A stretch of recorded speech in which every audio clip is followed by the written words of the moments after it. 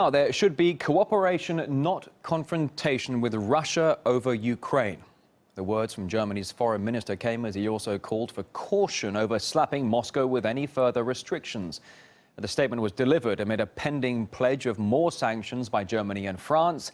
That's if Ukraine's upcoming presidential election doesn't go as planned. Live now to RT's Peter Oliver, joining us here on the programme to give us the very latest on this. Peter, good to see you. The voices of discontent over Angela Merkel's handling of the sanctions rhetoric growing ever louder then.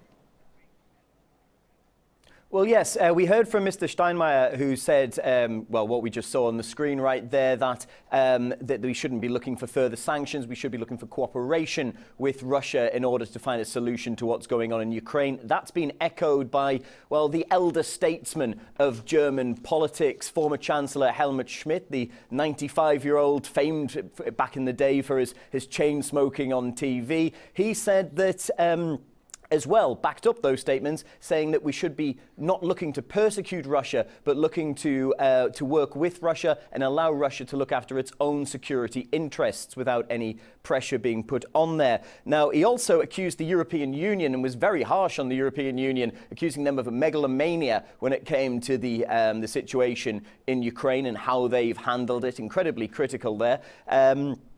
And he said that essentially they should stop talking about this being potentially World War III and look backwards towards World War I. And their actions right now, the actions of the European Union, that is, are more akin to the actions of European leaders in 1914 than any kind of new 21st century conflict.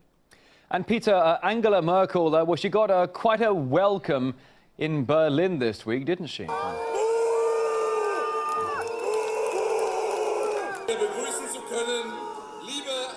Well, yes, there's a lot of anger here in Berlin, what we've seen of people opposing what they see as Nazi elements, as extreme far-right elements in those who've taken control in Kiev. But it's not just those people booing Angela Merkel as she takes to the stage, it's also the business leaders of Germany. Now, the real senior figures here have been coming out and giving a series of public statements in which they've said no to further sanctions against Russia. Got to remember that Germany is a huge, huge market.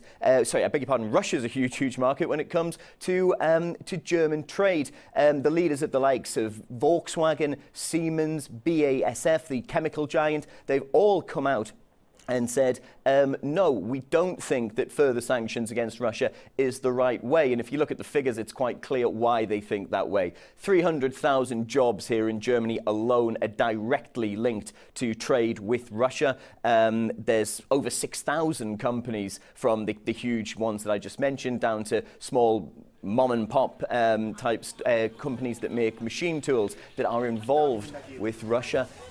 Also, it's estimated that if trade with Russia was to fall off, we could see a 2% slump in growth here in Germany. All of those things, well, they're the type of things that the business leaders here want to avoid. They don't want to see more sanctions against Russia.